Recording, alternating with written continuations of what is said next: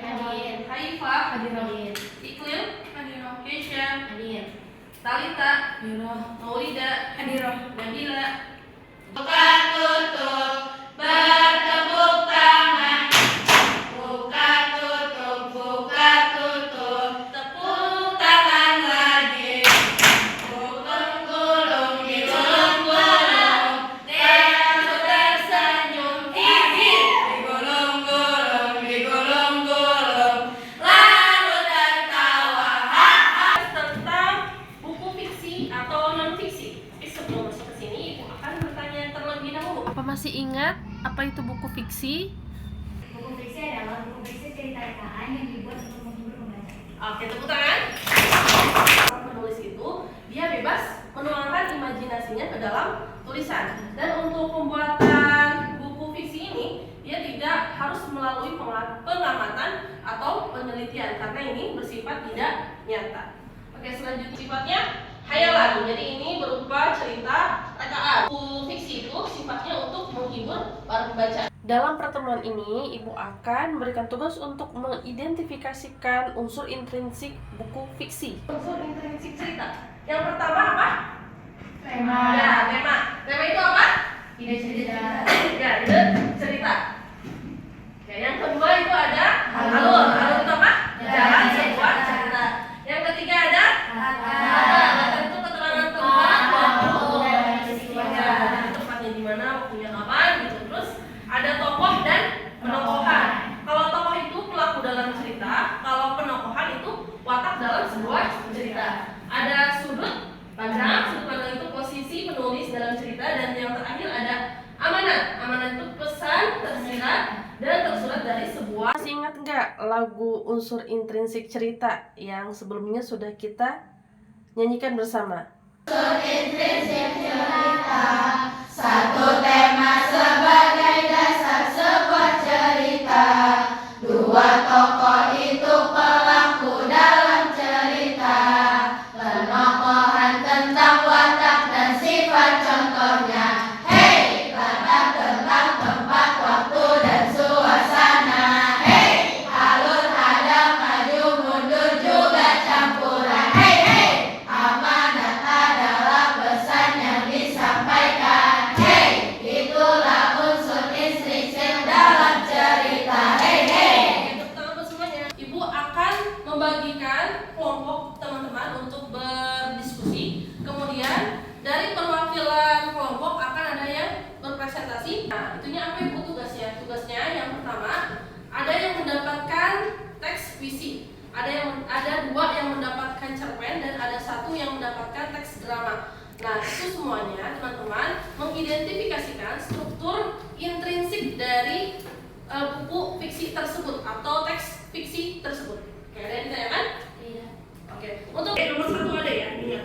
Jadi yang ganjil dengan yang ganjil yang satuan, yang genap dengan yang genap satuan, yang belasan sama yang belasan, gitu paham?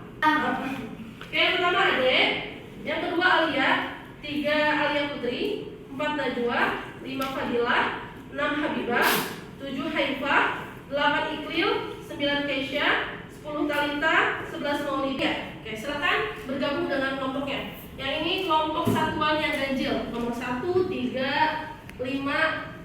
Berlangsungnya diskusi ini, yang kelompoknya akan dimulai. Mana kelompok yang semuanya baca? Tepuk siang, tepuk malam.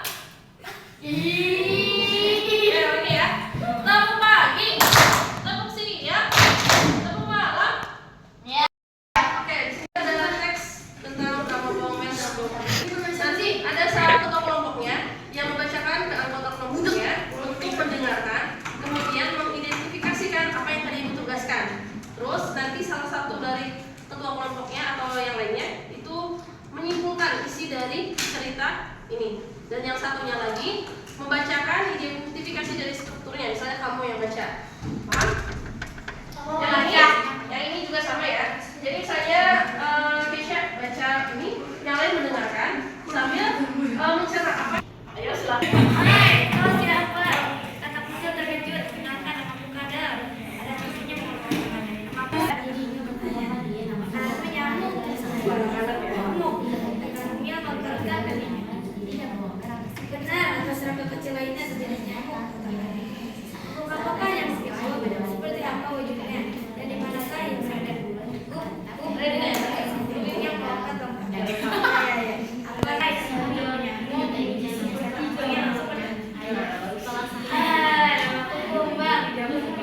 Memangnya ada apa?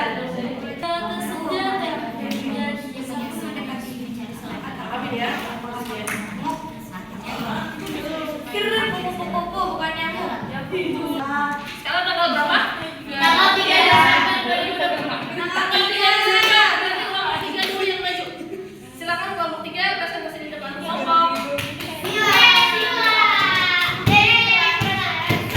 Assalamualaikum warahmatullahi wabarakatuh. Waalaikumsalam warahmatullahi Wabarakatuh. Saya perwakilan dari kelompok 3 akan mempresentasikan atau membacakan kesimpulan dari dongeng atau drama yang saya baca. Jadi kesimpulannya itu di dalam ceritanya ada beberapa tokoh di dalamnya menceritakan tentang bawang putih yang baik hati dan bawang merah dan ibunya yang jahat. Merah yang hanyut di sungai dan bertemu dengan nenek ajaib. Yang ketiga, bawang merah pergi ke gubuk nenek ajaib dan memilih labu besar, tetapi menemukan ular dan kalajengking di dalamnya. Baik hati dan lemah lembut. Sedangkan bawang merah itu bersifat buruk atau jahat dan ibu tirinya pun sama, itu serakah. Nenek ajaibnya itu punya. Assalamualaikum warahmatullahi wabarakatuh. Oke, tepuk tangan.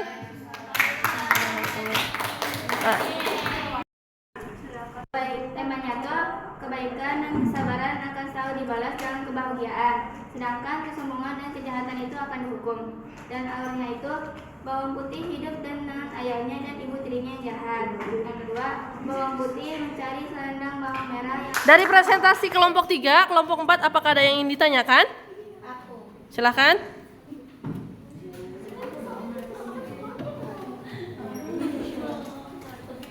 apa yang dapat kita pelajari tentang bawang putih dan bawang merah. Kita dapat belajar bahwa kebaikan dan kesabaran akan selalu dibalas dengan kebahagiaan, sedangkan kesombongan dan kejahatan akan dibalas dengan hukuman. Selain itu kita dapat belajar untuk selalu bersyukur dan tidak meremehkan orang lain. Oke, tepuk tangan. Saja rindu di sepertiga malam, di balik dinding asrama yang sunyi, di atas sejadah yang menjadi saksi bisu. Kutulis aksara rindu dengan air mata hati. Untukmu, Bunda, permata hidupku, bukan pilih jalan suci, untuk gapai ridho ilahi, agar kelak mahkota surga kupakaikan di kepalamu.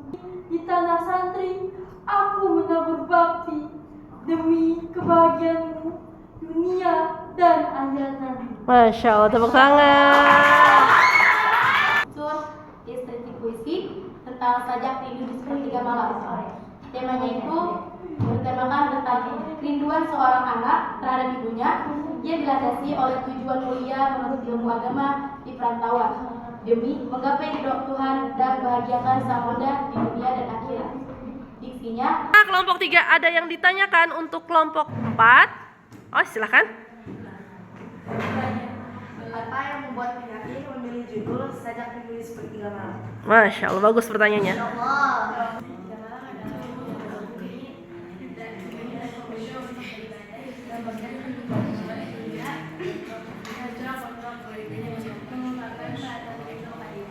Oke, tepuk tangan. Kedua, mempresentasikan hasil diskusinya di depan kelompok 1.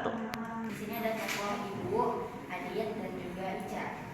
Ica itu temannya Adit. Adit itu pas itu pengen beli gula di warung. Nah, Adit nggak berani pakai uang kembaliannya buat jajan di warung itu karena uangnya punya ibunya. Nah, Ica beli roti. Ica tanya ke Adit, Adit, kamu nggak beli roti juga? Enggak, Ca, soalnya ini Pak uang kembalian ibu, aku nggak berani makannya, kan amanah dari ibu. Terus karena Adit udah jujur, katanya nggak apa-apa, ambil aja 10.000. Identifikasi unsur-unsur dari cerita Yuk Berkata Jujur.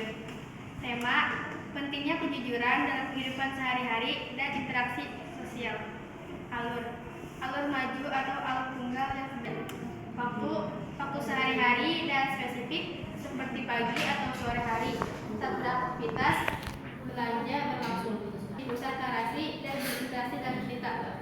Adit, teman Ica yang sedang membantu ibunya berbelanja gula. Ibu Adit. Dari kelompok 1, apakah ada yang ingin ditanyakan? Oke, silahkan. Ya, berdiri. Pertanyaannya apa yang membuat Adit memutuskan untuk berkata jujur kepada ibunya? Oke. Memutuskan untuk berkata jujur kepada ibunya karena dia ingin membalas kebaikan ibunya. Iya, oke, tepuk tangan. Waalaikumsalam warahmatullahi wabarakatuh. Saya menyimpulkan dari cerita buku Psikata 4. Dari cerita ini ada sebuah kakak yang sedang mencari makanannya. Dia berpetualang mencari makanannya yang dia di setiap petualangan dia tuh dia menemukan ular, dia hampir salah makanannya, terus akhirnya di akhir dia mencari makanannya dia bertemu dengan seorang hidup ayam, lalu dia ditawari unsur intrinsik dari cerpen buku Psikata karya Bambang Diko Susilo. Tema perjalanan menuju kemandirian pembelajaran tentang kehidupan di alam kata mungil sekata pokok tanah. Ada pokok pendukung memberi informasi tentang makanan berbagai binatang lain pokok pendukung atau figuran yang ditemui lah. Apa yang membuat kata mungil memutuskan untuk meninggalkan kolam dan mencari makan sendiri? Oke, silahkan. Mungil memutuskan untuk meninggalkan kolam dan mencari makan sendiri karena kata mungil sudah dewasa. Oke, tepuk tangan. Pembelajaran ini teman-teman sudah bisa membedakan antara fiksi dan non fiksi? Kalau yang tadi fiksi, itu fiksi atau non fiksi? Itu fiksi. Terus yang ini drama apa? Fiksi. Terus yang fiksi. Kita semua tadi mengidentifikasikan unsur fiksi dari fiksi.